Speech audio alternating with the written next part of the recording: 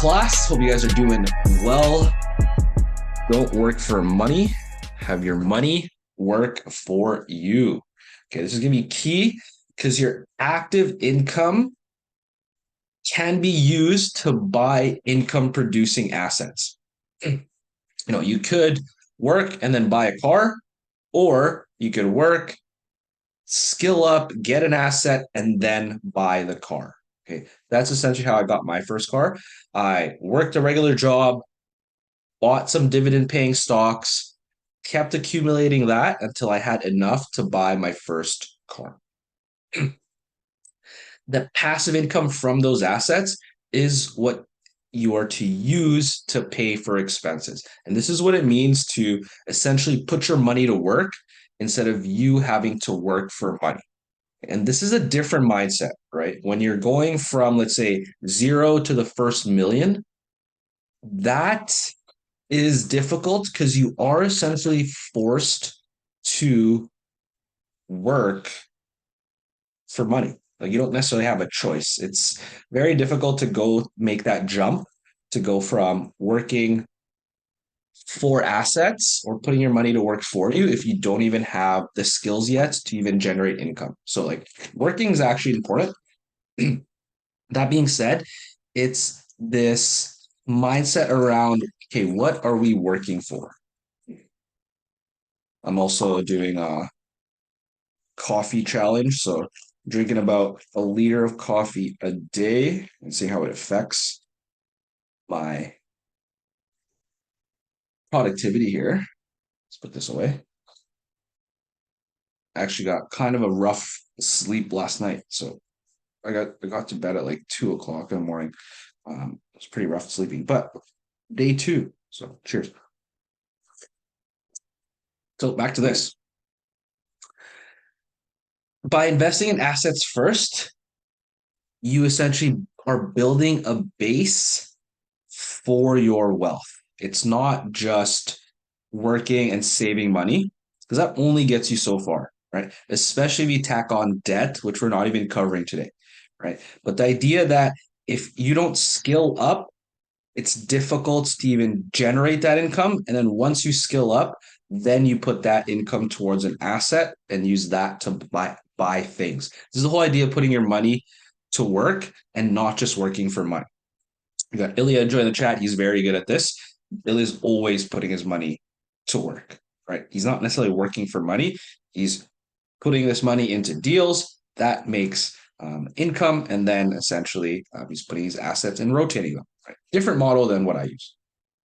The idea there is by collecting those assets, you're increasing your net worth, which gives you the ability to either borrow more money, take a little bit more risk, and start looking at money as a tool as opposed to just money used to consume things. Because that money is going to get spent anyway. We don't take any of this through the grave. I really look at money as like financial energy to either acquire assets, get services, get goods, or have experiences. Find experiences and assets are one of those things that once you acquire them, yes, assets, you can dispose of them, but once you acquire experiences and assets, then it does shift your mindset a little bit and you start looking at money very differently, right? I'm going to spend that money on probably dumber things. I might as well spend it to assets. Like before I jumped on this call, I just lent out quickly $1,000. So that's the ability to essentially not necessarily work for money, but have our money work for us. Okay. So mission here, little homework piece for everyone. Mission number 3 is start researching different sources of passive income and then begin investing into some passive income source. Okay. You could be lending out money. You could be getting your first real estate deal. You could be investing in REITs. You could be investing in dividend paying stocks, vending machines. Try to find some passive income source. And the idea that you want the passive income is because usually the passive income is attached to an asset. This is what we call cash flowing assets or passive income generating assets. And you've got AJ with the fire emoji, bless, thank you. And then Renz with the good morning coffee. Yep, exactly. First one of the day. The secret here is you don't want to forget to budget for your investments for assets. Now, what do I mean by this? That means in my actual budget, there's a certain amount of spending that goes towards investing, whether that's investing in myself, investing in my own business, investing into assets. But that's part of the budget, right? It's like we're allocating time. This is something I've learned from meeting a few billionaires in my life is allocating time per day towards white space, just like not doing anything or just time, even if it's just an hour a day to just think. Because thinking is one of those high leverage tasks, let's say, or activities, I should say. And that's really how you make sure you don't work for money and have your money work for you because you're just buying yourself time to think of, okay, what's that next endeavor? What's that big payday that's going to allow me to get more assets, right? Difficult to do if you're stuck in a job. I've seen Marlu join the chat. Shout out Marlu for going full time into investing in entrepreneurship. That is epic, man. Super proud of you, dude. It was nice seeing you yesterday. And by budgeting your investments as an expense, similar to like allocating time just to freely, excuse me, just to freely think, this is going to allow you to make sure that you're constantly increasing your assets as you go, whether that's like putting money away to buy that real estate deal or putting money away and it's going to go towards your dividend investing fund or even spending money on that coach or that mentorship program, whatever it is. Okay. These are all investments into yourself. The goal is to either skill up or get access to the passive income. Okay. So now we're going to talk about multiple sources of income. So I'm going to change the slide here. If you guys have questions, comments, critiques, or concerns, just throw them in the chat. I'd love to answer that. We got the next one here. So now we got the next principle here that we want to explore is create multiple sources of income. Some might call this side hustles. I actually don't call it side hustles anymore, but in the beginning, you want to start with a side hustle. This is what I did anyway. And the reason I did this was because I wanted to taste all these 8 different income streams to see what fit well with my lifestyle and to also like I was writing a book. I wanted to figure out money. So I didn't believe that I could teach this or I would have any authority to share this if I didn't taste these income sources myself. So we'll go through them one by one. First is earned income. Okay. This is income from working a job. Next, you have profit income, income from buying and selling. Could be goods, could be services, whatever you left off, that's going to be your profit. Or if you make less than you actually spend, then you take a loss, right? Then you have interest income, income from lending money, be key. Then you have dividend income. This is income from owning stocks that pay a dividend, and then they pay you whether it's month to month, every 3 months, quarterly, every 6 months, or even just once a year. Then you got your rental income. You rent a property out, it cash flows, awesome. You keep the difference. Then you got capital gains. These are assets increasing in value, and then you cash out. Okay. Then you have royalty income, income from other people using your ideas. And then finally, you got residual income. This income from past sales or past services that still pay you to this day. So those are different types of income that you can get. Now, the key here is have multiple sources of income. Excuse me. Because it allows you to further improve the other principles. Like if you have more sources of income, you're most likely increasing your income. Therefore, you can actually put more of that money to work for you, right? You don't necessarily have to just work for money. Okay. Earned income is great because that's where most people start, right? Most people don't start a business right away. They can, but I'm talking to the majority of people. We're not raised into a family that's just like taught about entrepreneurship.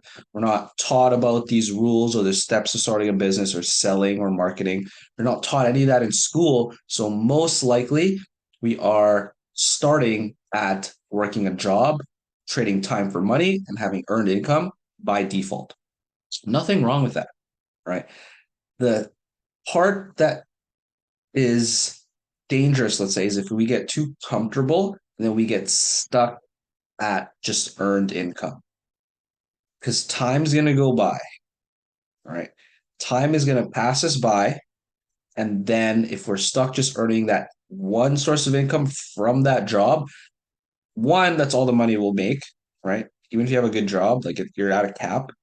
Two, your learning also gets capped if you're just stuck at that one job, right? And this is why once you set up one income source, whether that's that job, then you can start leveraging that to learn other skills, skill sets to increase other income sources or to add other income sources, I should say, right? The earned income allowed me to get the profit income to start.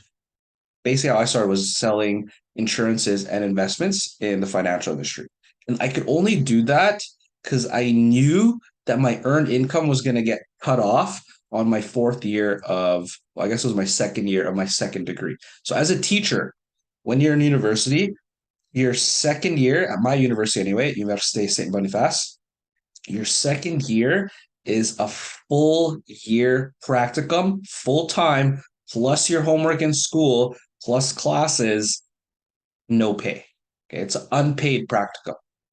So knowing that, I knew it would be impossible to have earned income during that year.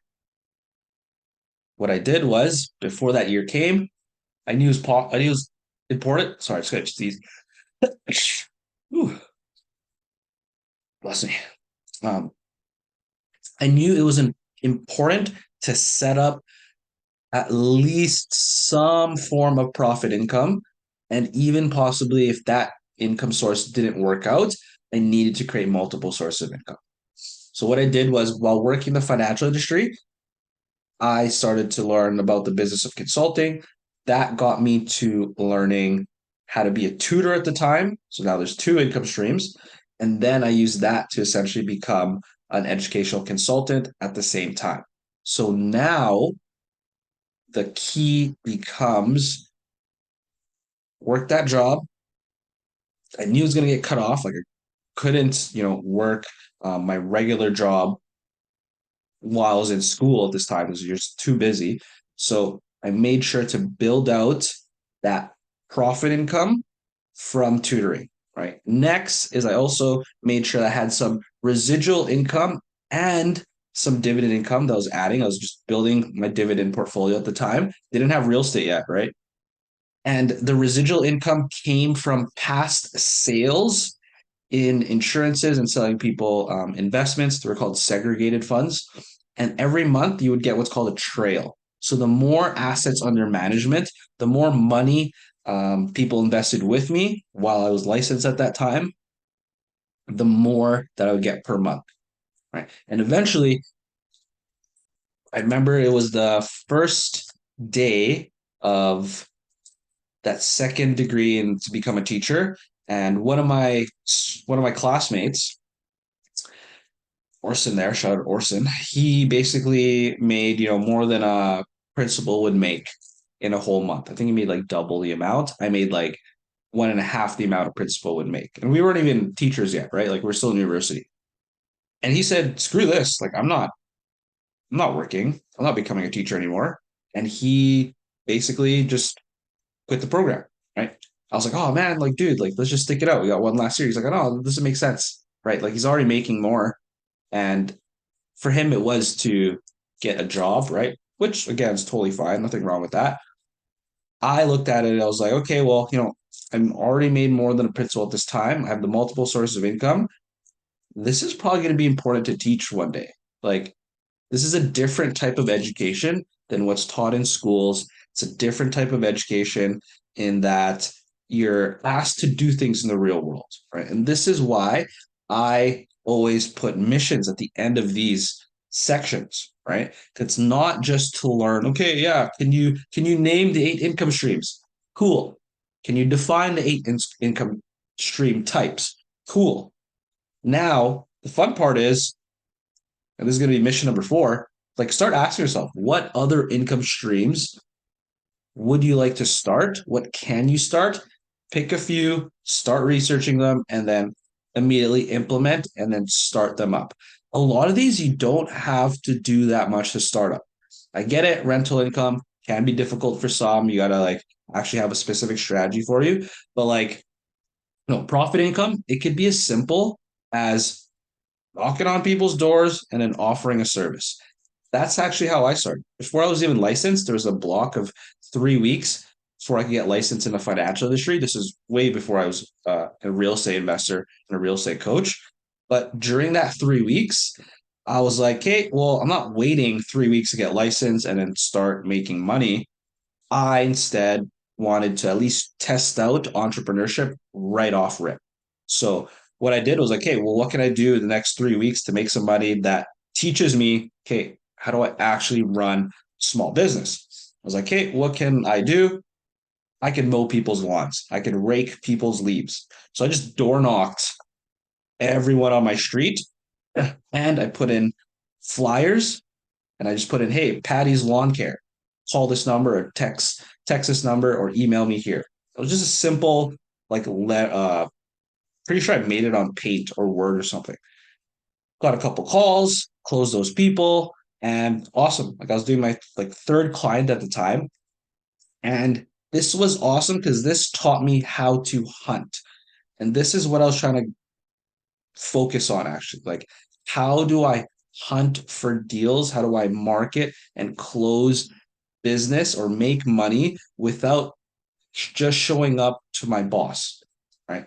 I wanted to go from earned income to learn how to make profit income. I was already making dividend income at the time, already had some stocks for capital gains, but I wanted to learn the profit income side. The one thing that I learned for sure was that I needed to value my time. This was key because while raking some leaves for a client, I'm sitting there raking some leaves for a client. I'm calculating how much it's costing me for the bags, how much it's costing me to like get gas, how much it costs me in time to like put flyers in there. I'm like calculating this all in my head. And I sat back and I was like, I'm getting paid like $5 an hour to do this as a business. Like this doesn't make sense. So I straight up just fired myself. I just like went to the client. I was like, I got like an emergency. I gotta go. And I just like left. And then I like took whatever I did and just like finished it. I'm never getting that client again. I probably should have just actually finished the job thinking about it now, but I didn't know. Like I was a dumb kid, right? Like I was just starting. So that taught me to calculate my time beforehand and then know when to kind of quit a business. Okay. So basically, I quit that business, right? I was like, I'm not doing lawn care anymore. This doesn't make sense for me. Do I actually like this? No. Could I see myself doing this for a while? No. And it was a small one man operation. I was like, I'm not doing this. So all these income streams, the goal here is to just reflect on what would make sense to adding to your business already. I like income streams that are we like to call adjacent to what you're already doing. Example, with now that I'm in real estate, I'm looking at acquiring, like social media management agencies. I want like small pieces of equity in businesses related to real estate. And this is adding to that, like let's say royalty income. Maybe you're getting some residual income through that. Maybe there's getting like a form of dividend income, right? Because then you get paid a dividend in from your corp, let's say.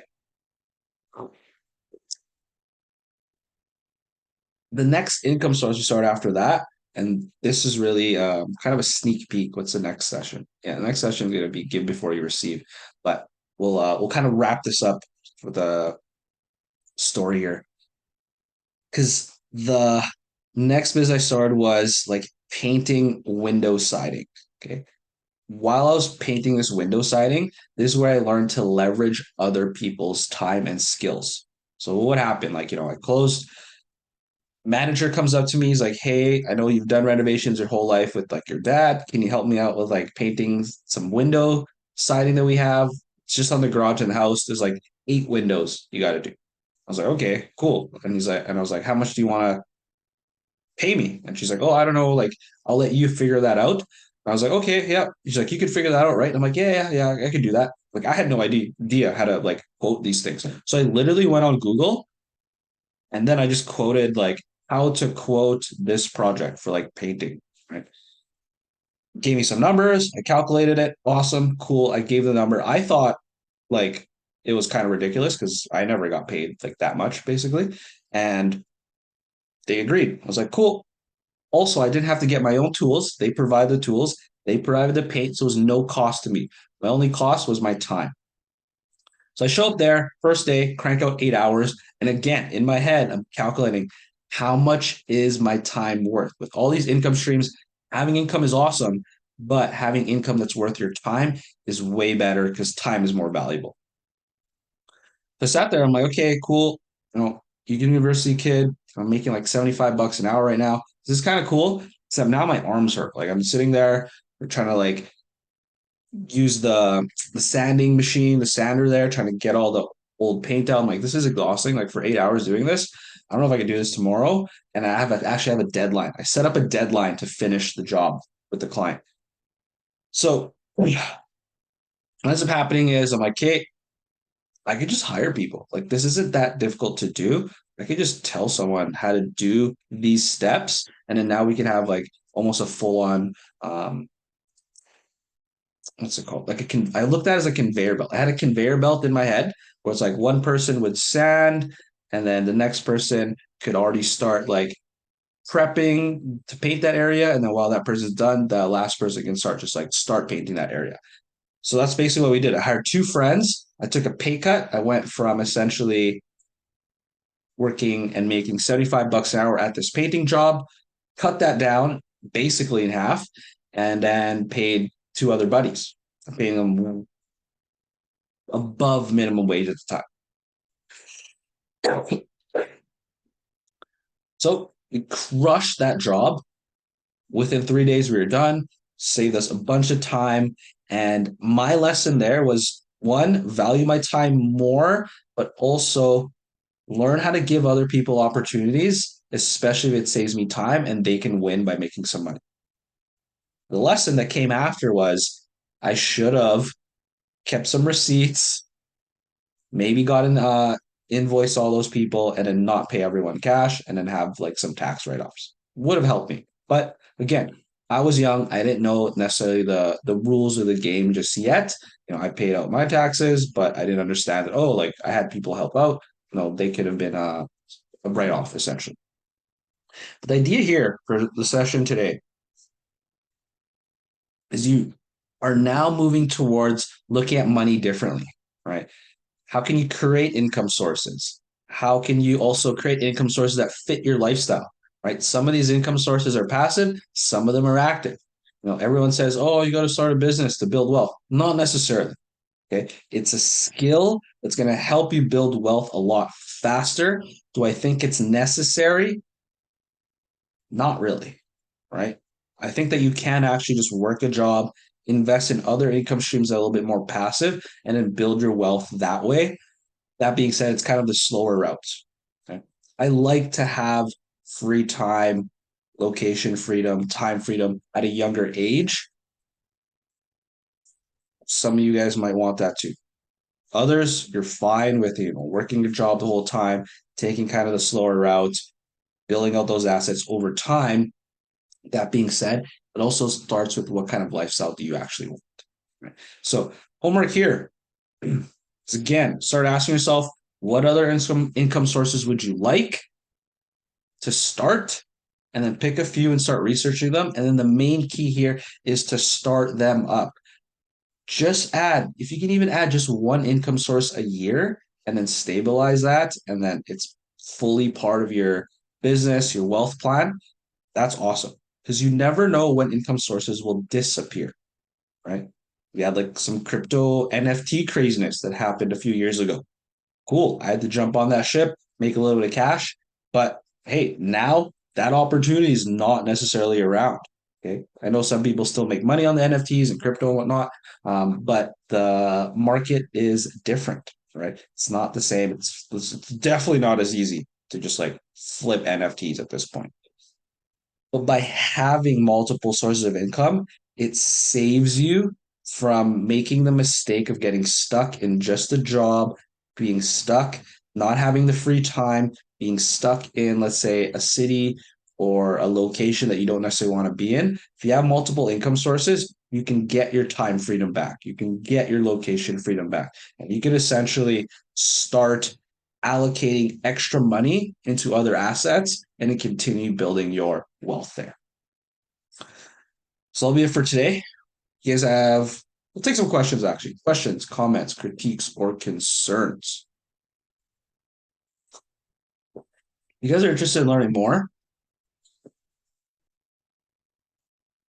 I'd love to help out, give you a free strategy session, whether it's for real estate, it's what we focus on. But at the same time, we also want to help you learn financial abundance and really get to that next level when it comes to your finances, understanding, okay, how do you actually optimize your budget? How do you cultivate an abundance mindset so you don't like self sabotage and like ruin the rewards that you've already worked hard towards? How do you essentially add multiple income streams based on your personality, your skills, and your lifestyle, right? Those are all different. So there's going to be some income streams that make sense for some people and others that just don't make sense for other people. You'll also learn the power of debt hacking. Okay, we don't talk about this as much today or in this free. Maybe we'll drop a little bit on that, but we'll see how the week goes. But how to debt hack so that you can actually use debt to your advantage instead of debt taking advantage of you.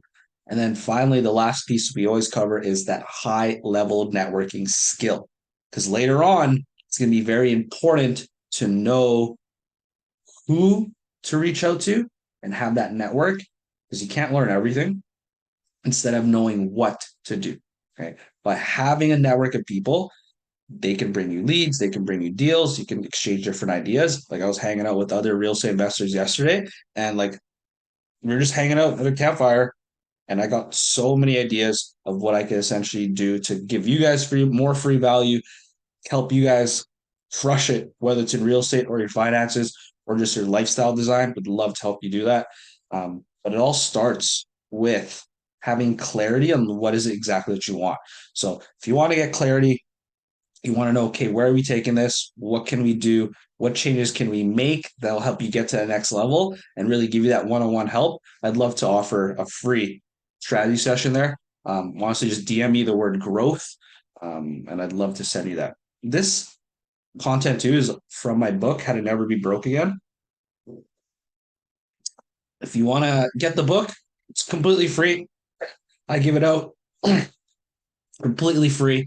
Just DM me the word ebook, one word, and I'll send you that for free. For the ones that are in a financial situation to actually like pay for the book, I would appreciate it too. You don't have to get the book. I give it out for free, but just go on Amazon and then search up How to Never Be Broke Again on Amazon as a book, and you can get that. But that's only if you're in a financial situation to like pay for that book. Otherwise, it's absolutely free. Just send a word ebook, and I'll even throw in a free real estate email class in there, 5 days for you to learn more about real estate, how to get that started, and just like crush it. One of my favorite income sources is real estate because it comes with like 7 different income streams already built in. That's kind of the secret of real estate. Most people just understand, oh, yeah, you rent a property out, you get extra income because you pay off all the expenses and your mortgage and your debts. Awesome. What's left over is your cash flow. That being said, there's a bunch of other ways you can make income in real estate, which we'll talk about in another video. So, any questions, comments, critiques, or concerns? If not, I'm going to jump off and then enjoy my coffee. We got some fire emojis. We got some spice pepper emojis. We got some truck emojis. Awesome. Appreciate you guys. Seriously, without everyone's support, we would not be where we're at right now. This is exactly why we love to give out these free lessons here to everyone, just because you're not going to learn this in school. You're not going to learn this in university. You're not even going to learn this in like business school. And you want to know where you're getting your info from. Like whenever I get financial info now, kind of ask like how much assets and debts do people have, just so I have an idea what their net worth is or if they even know what that is. The moment someone's in debt, not just has debt, it's like, I have like millions of dollars in debt, but I have way more in assets. Same with everyone else on the team that we have. That being said, when someone like tries to give me financial info, but then they're in like debt, they actually have to work hard to become broke. So, um, yeah, you got to make sure you get the right info from the right folks that mean well. That's why we give this out for free. If you want help implementing this or even like getting accountability for this, awesome. Let's jump on a quick strategy session. I'd love to help you out because what we talk about is money here. What I really talk about with my private students is like their time and then their lifestyle design. How do you actually manage your time so you can make more income? And then how do you manage your time so that when you start making more income, you're not stuck in this rabbit wheel of just working. Instead, you're working for something above. And at a certain level, working for something above money could just be assets because that gets you more money later on. After that, it could be for you have a higher vision to like help people out, right? Like my goal is to help 100 aspiring real estate investors get to their first million and then their first six figures in income. If I can reach that goal, when I reach that goal, I should say, awesome. Then we're just gonna make it another goal and a new vision and just keep climbing from there. So you guys are awesome. The knowledge I had with real estate wasn't that great, and that's when I knew I needed a mentor to guide me through the steps of minimizing my mistakes and obtaining property. It kept me accountable with the limited time I had after the long hours at work. It taught me things I wouldn't have learned without a mentor. Thank you to Patrick. Big helped me with pretty much everything ever since I started.